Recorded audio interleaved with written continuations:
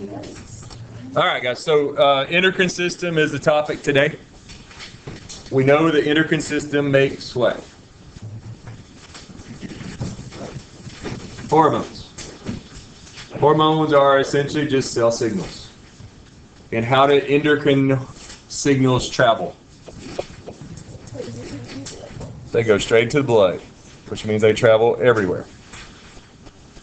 Does every hormone affect every cell? No. Only cells with the appropriate receptors. Most of which are located where? On the outside of the cell. What's the word? Extracellular receptors. Right? Most of them are on the outside. Because most hormones are made out of what? Protein. Now there's exceptions. What's the main exception? Steroids, which are made out of lipids, and their receptors are inside, intracellular. And the advantage of having them on the inside is they can cause what? Things to happen faster. Faster, bigger, quicker kinds of reactions, but most are on the outside. So here are our different endocrine glands. What's the most important structure in the endocrine system? The hypothalamus. It's like the boss. It controls the endocrine system. And then just below it is like the second in command, which is what's just below the hypothalamus. Pituitary. And then there's lots of other glands, which we will mention briefly along the way. We got the pineal gland, kind of to the middle back part of your brain. And it's mostly about controlling what? The pineal.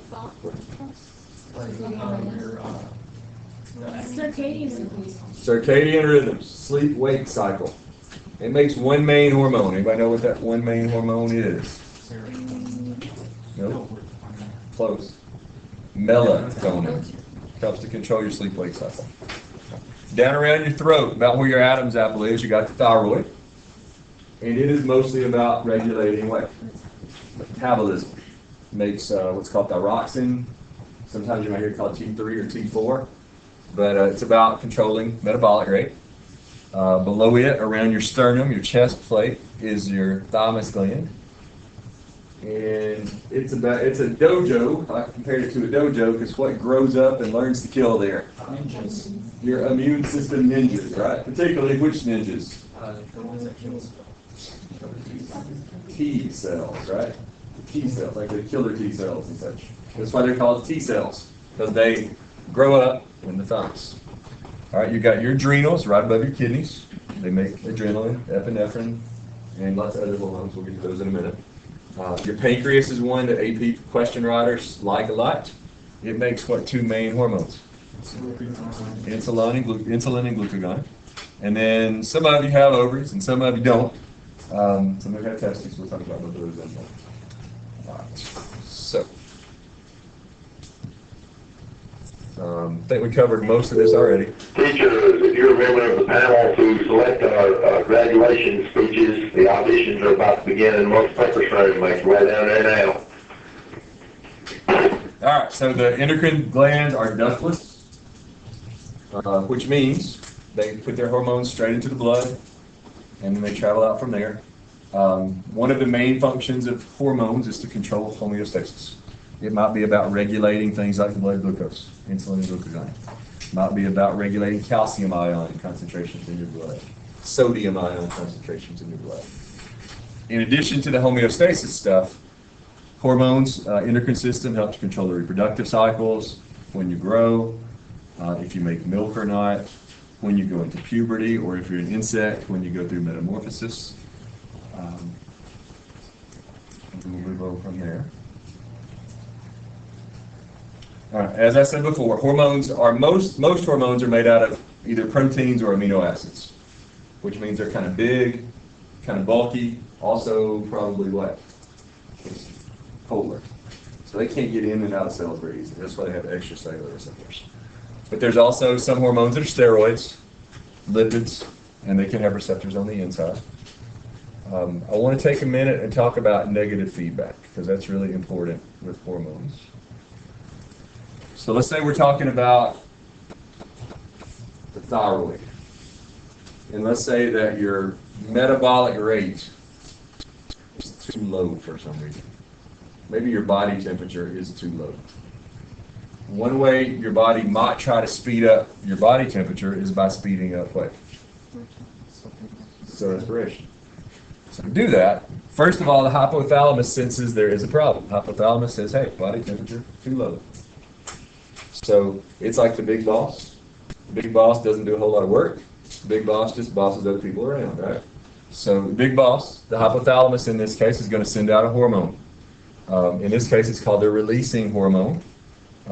This one in particular, I think, is called maybe it's TRH. I don't know the exact thing, but it's thyroid releasing hormone. That goes out to the pituitary. Pituitary is like the second in command. You might think of it like the assistant principal. The assistant principal here is being yelled at by the principal. Hey, we got a problem. Body temperature's too low. You need to take care of it.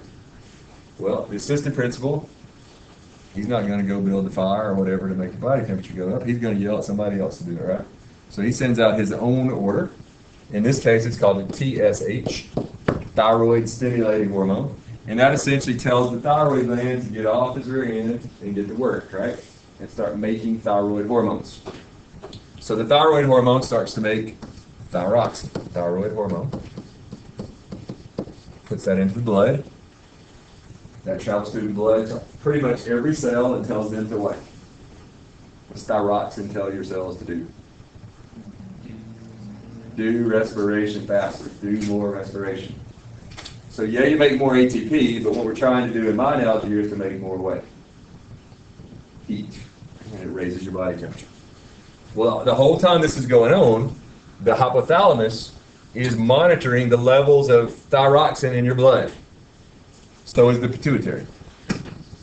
And when those levels get to a certain place, the right place, the set point, the hypothalamus says, okay, they're where they need to be. I can stop yelling at the pituitary. So it stops giving off TRH. Well, the pituitary senses that things are where they're supposed to be. So it stops yelling at the thyroid. And when the orders stop, what does the thyroid do? It stops releasing thyroxine. And that's why it's called negative feedback.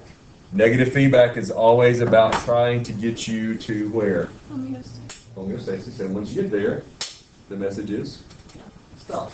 So do whatever it takes to get back to homeostasis and then stop. That's negative feedback. And that's the way most all your hormones in your body are controlled. And it's usually always hypothalamus, pituitary, and then the gland, whatever gland we're talking about. Negative feedback is important. A little bit about the pituitary here for a minute. The pituitary is really two things in one. There's the posterior and anterior parts of the pituitary. What's posterior mean? It means the back side. Anterior means the front side. So the back side of the pituitary, the posterior, doesn't actually make any hormones of its own. But the hypothalamus dumps some hormones into it, which it then puts into where? The blood. So it holds them and then releases them as it needs to. Two important hormones, ADH, antidiuretic hormone, and oxytocin. And ADH, antidiuretic hormone, we talked about a bunch. When is your pituitary going to start releasing ADH into the blood? You're dehydrated. Because antidiuretic means stop what? Stop urinating, right? At least slow down urination. That's what antidiuretic means. So you're going to do that when you've been exercising, when you've been sweating, when you haven't drinking enough water. And it's going to affect what part of your body? What's the target for ADH? Yeah, be more specific. What part of the nephron? The collecting ducts mostly, and also the distal convoluted tubule. And it makes those tubes, those parts of the nephron, more permeable to water, which means the water can come out of the tube and go back to where? Blood. It comes out of the nephron and goes back into the blood so that it stays in your body rather than being urinated out of your body. That's ADH. Oxytocin, on the other hand, is the one that causes the uterus to contract. Yeah. Okay, so there's like a question asking what makes ADH or do you have to tell? The hypothalamus makes it and the pituitary releases it. Yeah. Oxytocin, same boat. It's made by the hypothalamus, released by the posterior pituitary, and it causes uterine contractions. It's one of the few things in your body that work not on negative feedback, but on positive. Not on negative feedback, but on positive feedback loops. And a positive feedback, I've compared to like a snowball going down a hill. Starts off small, what happens on the way down? Bigger and bigger and bigger and bigger and bigger. Positive feedback loops are not about taking you to homeostasis, they're about taking you away from homeostasis. If you're having a baby, you want to get the baby out, right? So first your body releases a little oxytocin and it causes the uterus to contract a little. But when the uterus contracts, that causes an increased what? What do uterine contractions cause to happen? Yeah, but they cause the pituitary to release more oxytocin, which makes it contract out harder, and that makes you release even more oxytocin, which causes it to get harder, and that causes more, which causes it to get harder, and it keeps getting harder and harder and harder until eventually the baby's pushed out. That's positive feedback. So when does it stop? When the baby comes out. How does it know? I assume it has to be somewhat related to like pressure, like the baby putting on pressure on the uterus. I assume that's how that's done. Don't quote me on that though. All right, the other part of the pituitary, the front side, the anterior, makes a lot of stuff. Growth hormone, it makes prolactin, it makes a whole category of hormones called tropic hormones. These are those orders we were saying that the pituitary sometimes has to send out to other parts of the body. Growth hormone, known as HGH, stimulates the bones to get longer. Obviously, that's growth hormone.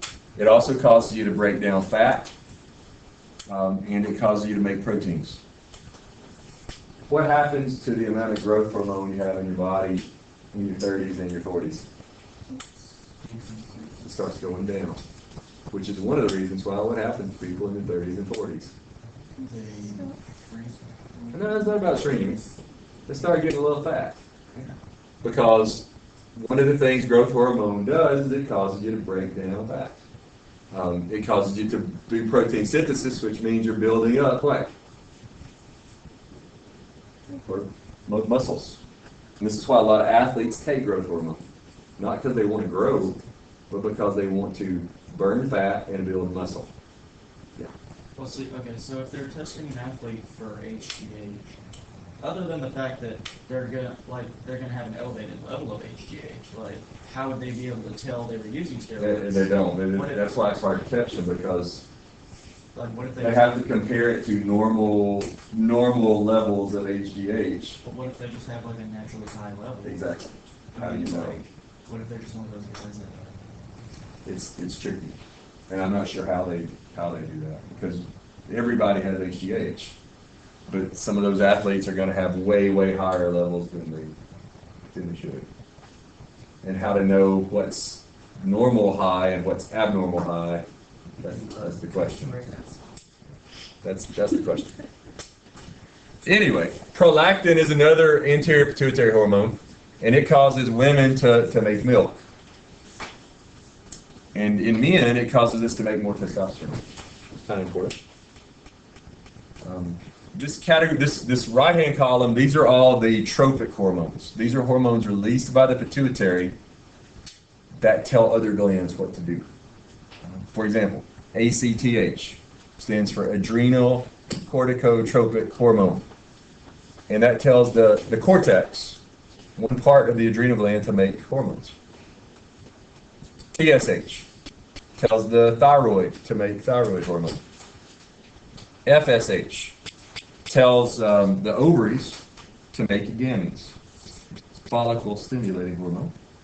And LH causes us to make more sex hormones. So it's also talking to the ovaries and the testes. Make more testosterone in men, or make more estrogen and progesterone in women. And it is also the hormone that triggers ovulation about what day of the cycle? When the lady ovulates. How many days is the cycle in the average woman? 28. When's ovulation happen? 14, right dead in the middle. So that's the average woman. Some women it might be a little bit different, but about day 14. All right, so there's the posterior and anterior pituitary.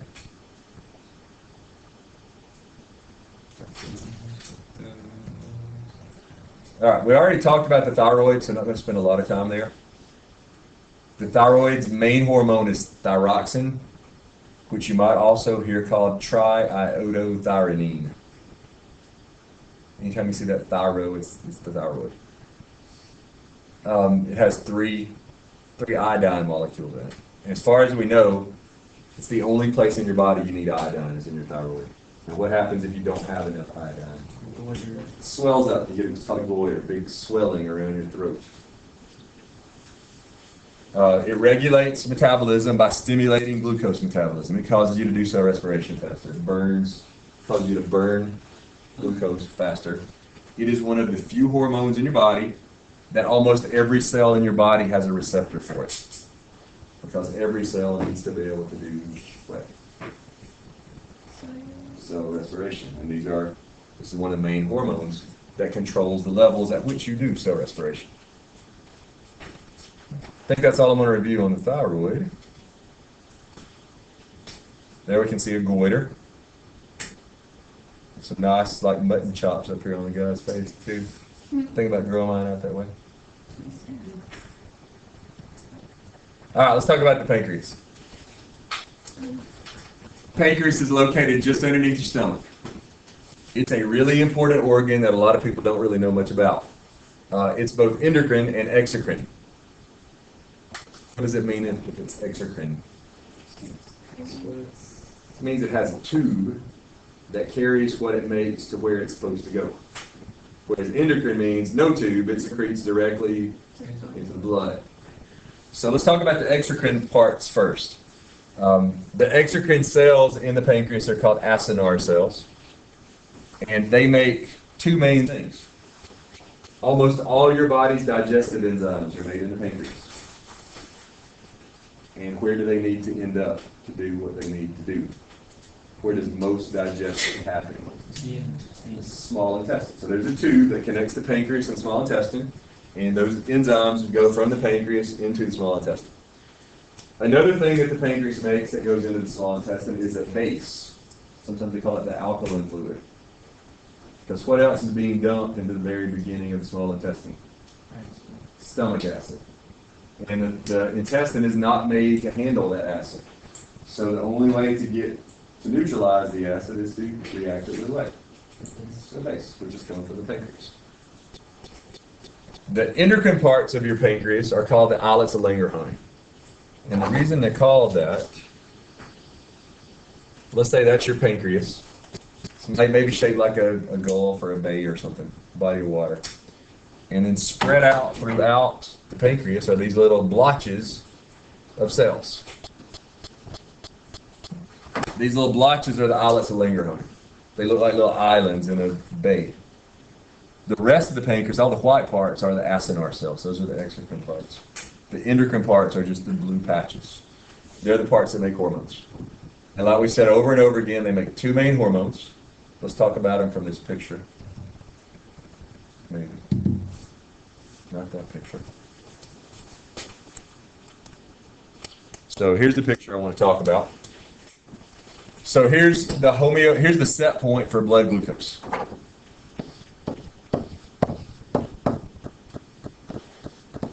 That's where you want your blood sugar levels to be. 75 to 110 milligrams per 100 milliliters of blood. You don't need to know that number. And let's say you just ate something really, really sweet. So your blood glucose levels shot up. Your hypothalamus says, whoa, we don't want our glucose levels being too high. So it sends out messages to the pancreas saying, let's take care of that. Pancreas says, yes, sir, and releases insulin. Insulin goes into the blood, travels out to places like your liver, your muscles, and your fat cells. Those are the main places in your body that have receptors for insulin. And the message that the liver gets from insulin is to take what out of the blood? Take glucose out of the blood, stick the glucoses together to make what? Glycogen, which is this big polysaccharide. Store it for later. So that lowers blood sugar. The muscles get essentially the same message. Take glucose out of the blood, stick it together, make glycogen, maybe build some proteins from it, store for later. And then adipose is just another word for fat, right? So those cells are taking the glucose out and converting it into fat. Again, storing it for later. So all of these things are taking glucose out of the blood. Therefore, the blood glucose levels drop until eventually they get back to normal. On the other side, let's say you haven't eaten in a while, and your blood glucose levels start to drop. Hypothalamus tells the pancreas to take care of that. The pancreas sends out glucagon. Glucagon travels out through your blood, goes to places like your liver and your fat. The message it's sending to the liver is, hey, you stored up that glycogen for later, now is later. We need it. So the message glucagon tells the liver is to break down glycogen. And if you break down glycogen, what does the liver give off? Glucose. And the glucose goes into the blood and raises the blood sugar levels. The message to the adipose tissue is break down that fat, use the fat to make glucose, put it back into the blood, raise the levels back up. So both of these hormones are working together, but working oppositely. What's the word for a pair of hormones like this that work? Yep. Antagonistic. One is causing levels to go down, insulin, and one is causing blood glucose levels to go up. That's cool. Make sure you can explain it. That's hugely important. All right, let's talk about ovaries and testes here for a second. Let's talk about the cycle here. Let's use this diagram. So in the ovary, start out the cycle with these little bitty follicles all throughout the ovary. And during the cycle from day 1 all the way through day 28, you see these changes going from left to right happening to the follicle. One of the reasons those changes happen is because of the hormones that are happening, that are being released in the body. Day 1 of the cycle is when what starts? Day 1 of the menstrual cycle. Day 1 is when the bleeding starts. And the bleeding is happening because what is essentially falling apart? The lining of the uterus, which is called endometrium. It's falling out, literally. It's falling to pieces. And we can see that happening from about day 1 through about day 7. The endometrium lining is peeling off. That's where the blood's coming from. So as that is peeling off, notice that you've got 4 hormone levels here. You've got estrogen in blue. You've got progesterone in black. LH, luteinizing hormone, in green. And FSH in red. And first week or 2 of the cycle, those stay pretty constant. All of those stay pretty constant. But as you get up to about day 8 or 9, notice the estrogen levels start to rise. The LH levels go up a little bit, but it's mostly estrogen going up at first. And as estrogen levels go up, you should see that the endometrium starts getting a little bit thicker. Estrogen causes the endometrium to get thicker. Also, between the estrogen and the LH, the follicles grows, starts swelling up, starts getting bigger and bigger. What's this little orangey dot with the black dot in the middle? What's that thing? That's the egg. Okay. So the egg grows. The egg doesn't change shape much, but the follicle around it does, and it's swelling up. And I told you it's swelling up sort of like a zit. And where's this zit at? Where's that happening at? Where? Where? It's like on the surface of the ovary. So it's like your ovary has zits, and they're swelling up on the surface. Eventually, around day 12, 13 of the cycle, the LH levels shoot up, and so do the FSH levels. FSH makes the eggs grow. LH, though, causes this follicle eventually to rupture. It's like a zit explodes. Out pops the egg. Where's the egg going to go?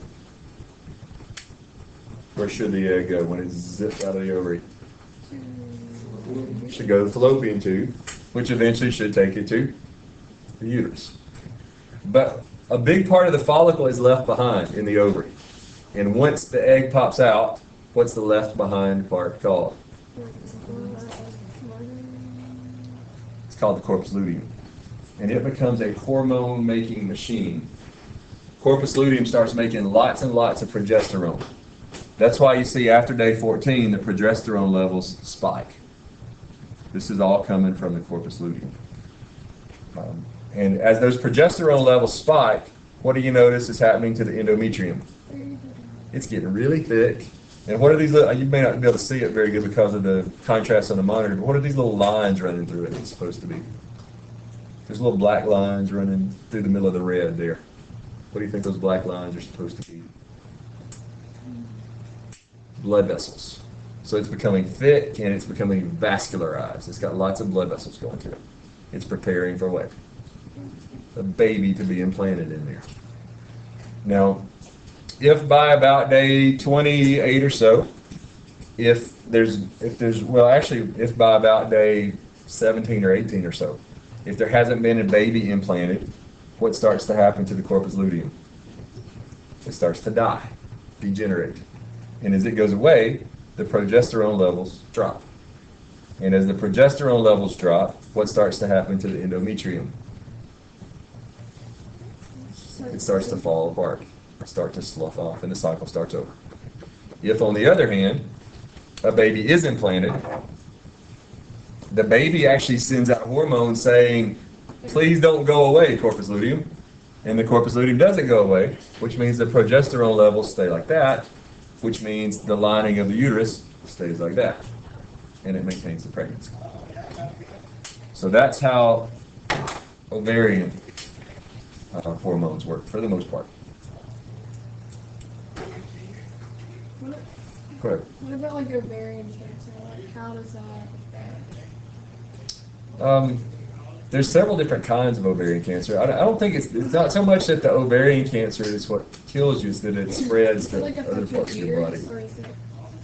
Well, if it's ovarian, it starts in your ovaries, and then it can spread all over the place, places like lungs. So it's Intestines. like spreading into it. Yeah, it's in the other organs where it really causes the problems, but it just starts out in the ovaries. All right, well, we'll end today by talking just a few minutes about the adrenal glands. Sometimes they're called suprarenal. What does suprarenal mean? Above the kidneys. Renal just means kidneys. So right on top of the kidneys. The adrenal gland is really two glands in one. The medulla is the inside part, and it makes certain kinds of hormones. And the cortex is the outside part, and it makes a completely different set of hormones. So it's kind of like the pituitary, two things in one. The cortex makes these hormones called corticosteroids. They're steroids, they're lipids. And they mostly help to regulate ion concentrations in your blood. For example, but maybe the most famous one is called aldosterone. And its job is to help you to maintain sodium levels. Aldosterone reduces how much sodium you excrete. So it causes you to keep in sodium. Well, if you keep in sodium, what else do you probably keep in? Water. So what can it do to your blood pressure? If you're keeping in sodium and keeping in water, you're going to get higher blood pressure, right? Because there's more liquid in your tubes. So your pressure's going to go up. So stress can cause you to release more aldosterone. And that's one of the reasons when you're stressed out, your blood pressure tends to go up. Because this is causing you to retain sodium, which in turn causes you to retain water, which in turn causes your blood pressure to go up. There are people who have chronically high aldosterone levels, which means they have chronically high blood pressure. And a symptom of that, in addition to having the hypertension, the high blood pressure, is to have edema. What's edema mean? Swelling. Because the blood pressure is so high that fluids are leaking out of the blood vessels and pooling up in different places. You also have from the cortex a group of hormones called glucocorticoids. And these help to maintain glucose balance. Maybe the most famous one of these is cortisol.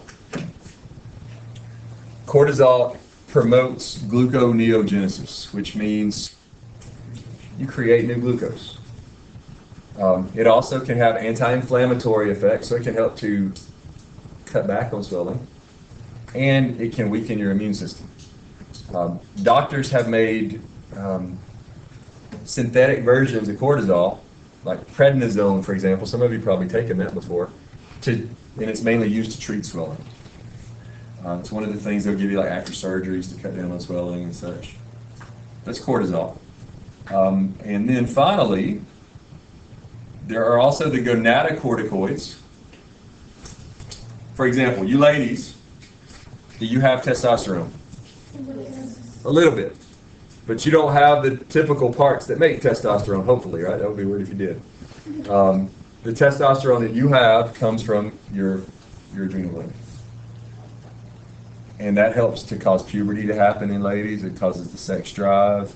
It can also, the adrenals can make some estrogen after menopause, because essentially after menopause the ovaries have sort of shut down, right? But you still get some estrogen from your adrenals. Us guys, we have a small amount of estrogen that's coming from here, from our adrenal glands. The last thing I'll mention for today, the adrenal medulla is the middle part, the inside part of the adrenal gland, and it mainly makes epinephrine, which most of us know as adrenaline. And we know that adrenaline causes us to do the fight or flight response. And part of that would be to raise your blood sugar levels, to give you more energy, to speed up your heart rate, to get more oxygen to your muscles. It sends more blood to places like your brain and your heart and your skeletal muscles, and less blood to what kinds of places? Like your digestive system, because you're trying to live. You're not worried about digesting food. Let's end by looking at one quick thing here related to adrenaline.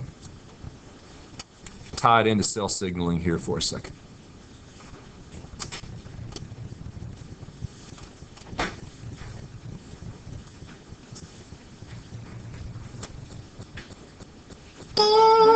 There's my banjo sound.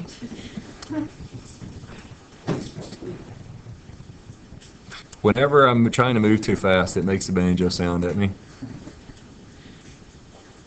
All right, so I'm going to put in a blank slide here real quick.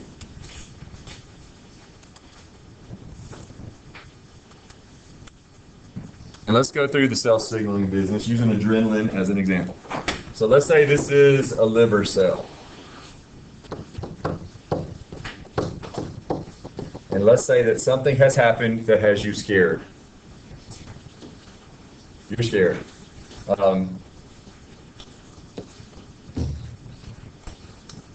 This is going to be a receptor. What do we call the receptors which adrenaline and lots of other hormones attach to? The most basic kind of receptor in your body. G protein receptor.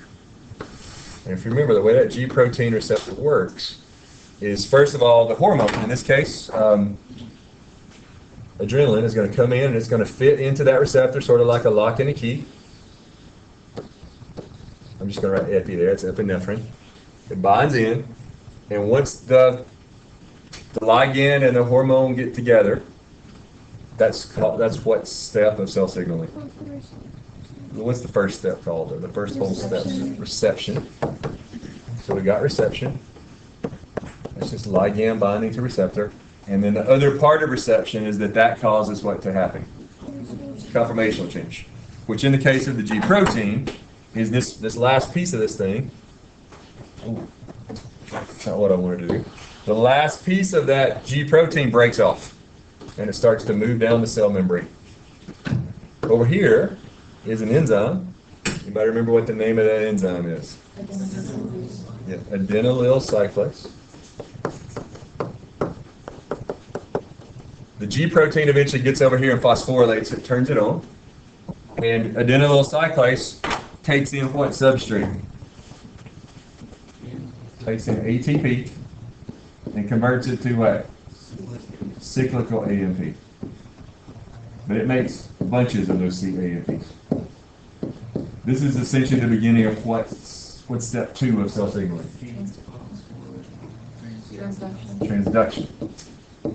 And during transduction, the message we say gets translated into an understandable message within the cell, and it gets what? Amplified. Here's part of the amplification process. Lots of CAMPs get made. What word have we used to describe CAMP? Second messengers, right? Their job is then to go out and activate what kinds of things? Protein kinases. Which then go out and activate other protein kinases, which activate other protein kinases, which activate other protein kinases. In what pattern? How do we call it? Phosphorylation cascade or signal transduction pathway, until eventually we turn on a kinase that turns on what we're actually trying to turn on. And in this case, what are we actually trying to turn on? We're trying to turn on an enzyme that breaks down what? Glycogen. So whatever that enzyme is, I don't know the name of that enzyme, but let's say that's it. We'll just call it glyase right now. That's not the real name, but you just get my idea. So that, and not only do one of those get turned on, but lots of those get turned on, right? And then those go out and break down glycogen.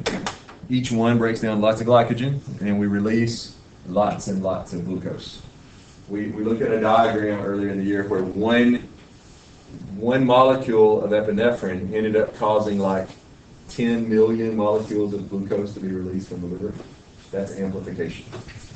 So 3 steps: reception, ligand binds to receptor; transduction, the message gets translated and it gets spread throughout the cell, and it gets amplified along the way in a phosphorylation cascade kind of pattern. And then what's the last step? Response. And in this case, the response we're trying to turn on is breakdown of glycogen and release of glucose into the blood.